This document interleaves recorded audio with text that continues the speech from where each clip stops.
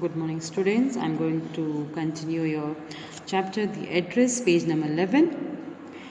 A door opened and closed in the passage behind her. A musty smell emerged. I regret I can't do anything for you. I have come here specially on the train. I wanted to talk to you for a moment. It is not convenient for me now, said the woman. I can't see you. I can't see you another time. She nodded and cautiously closed the door as though no one inside the house should be disturbed.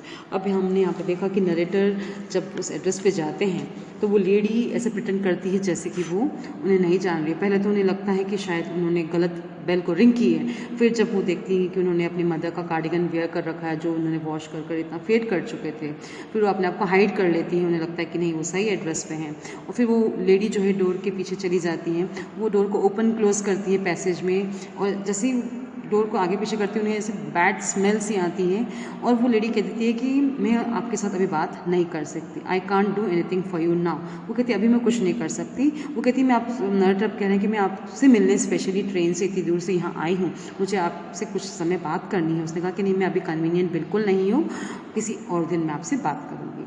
She nodded and consciously close the door as though no one inside the house should be disturb. उन्होंने बहुत धीरे से दरवाजे को बंद कर दिया जैसे कि किसी को डिस्टर्ब करना घर पे नहीं चाहती थी।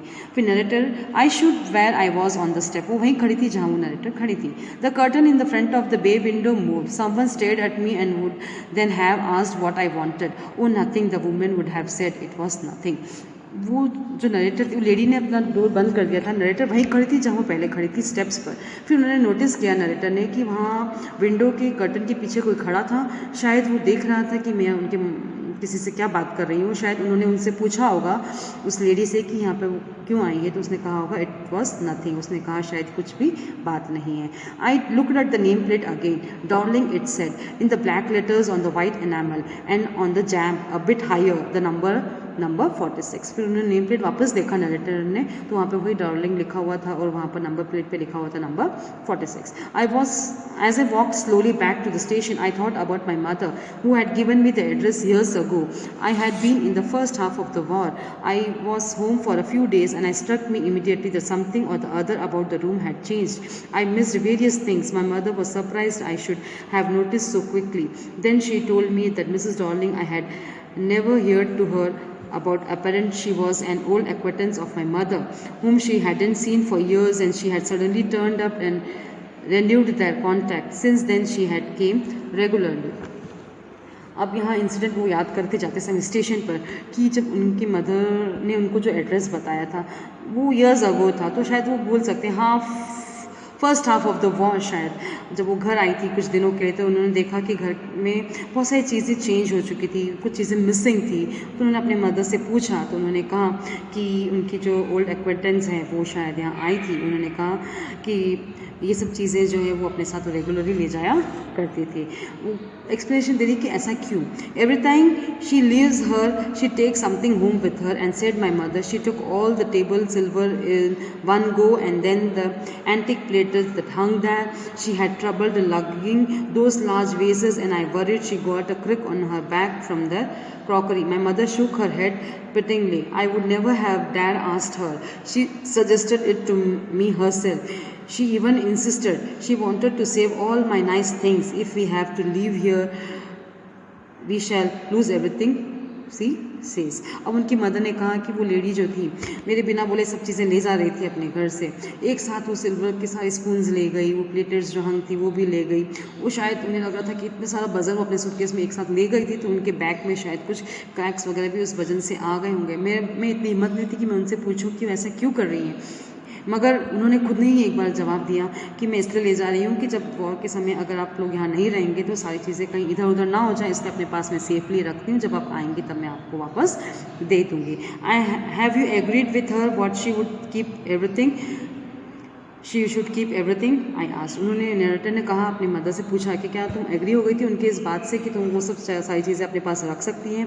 As if that's necessary my mother cried. It would simply be an insult to talk like that and think about the risk she is running each time she goes out of our door with a full suitcase और bag. उन्हें ये लग रहा था चिल्लाए कि क्या ये ज़रूरी है मुझे ऐसा पूछना, कि उसे इंसल्ट जैसा फील होता अगर मैं उससे ये पूछ लेती।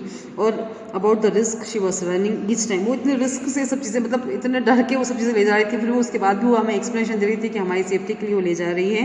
वो सूटकेस को पूरा भर भर कर वो अपने साथ जब भी आती थी तब वो सारे सामान ले जाया करती थी। My mother seemed to notice that I was not entirely convinced. She looked at me approvingly and after that we spoke no more about it. और नरेटर को लगा कि उनकी मदर ने जान लिया था कि जो वो एक्सक्यूजेस दे रही है उस एक्विटेंस के बारे में, उस अपने किसी जान परिचित के बारे में, वो नरेटर जो है बिल्कुल भी कन्विंस नहीं थी उनकी जो बातों से। तो फिर उसके बाद शायद उन दोनों ने, उनकी मदर और नरेटर ने कभी इसके बारे में बात नहीं की। अब इतने में नरेटर के जो थॉट्स थे on the way to station, ये सब उनके मन में विचार आ रहे थे। फिर meanwhile I have arrived at the station. अब नरेटर स्टेशन पहुंच जाते हैं. Without having paid much attention two things on the way, I was walking in familiar places again for the first time since the war. वो ध्यान उनका उन विचारों पे था, उन्होंने ध्यान नहीं दिया। फिर जब वो ध्यान देने लगी तो उन्हें लगा फेमिलियर प्लेसेस थी जिससे वो कई सालों पहले आती थी यहाँ पर, और बहुत सालों बाद आई है, first time since the war. But I did not want to go further that was then was necessary. I did not want to upset myself with the sight of streets and houses full of memories from a previous times.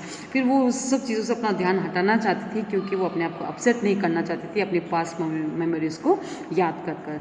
In the train bank I saw Mrs. Darling in front of me again as I had the first time I met her. It was the morning after the day my mother had told me about her. I had got up late and coming downstairs, I saw my mother about to see someone out, a woman with a broad back. That is my daughter, said my mother. She beckoned to me. Coat rack. She wore a brown coat and a shapeless hat.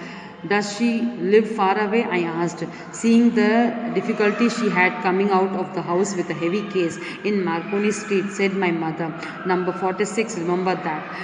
अब train में जब बैठते समय उन्हें वापस याद आया कि मिसेस डॉर्लिंग को उन्होंने देखा था in front of me again as I had the first time I had met her. कब उन्होंने देखा? एक मॉर्निंग जब वो अपने घर में अपनी मदर के साथ थे. After the day my mother had told me about her. एक दिन बाद जब उन्होंने बोला, I had got up late उठे थे वो और अपने रूम से नीचे आ रहे थे. उन्होंने देखा, I saw my mother about to see someone out. किसी को बाहर देख रही थी, a woman with a broad back. और उन्होंने इशारा करके बताया कि ये मेरी डॉटर है.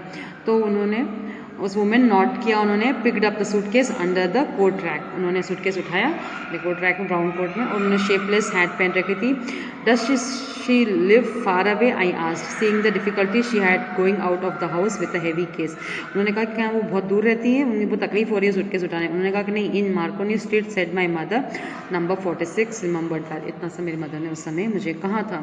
आई had remembered it but I had waited a long time to go there. Initially after the liberation, बहुत समय के बाद, I was absolutely not interested in all that stored stuff, and naturally I was also rather afraid of it, afraid of being confronted with things that had belonged to a connection that no longer existed, which were hidden away in cupboards and boxes and waiting in vain until they were put back in their place again, which had endured all those years because they were things.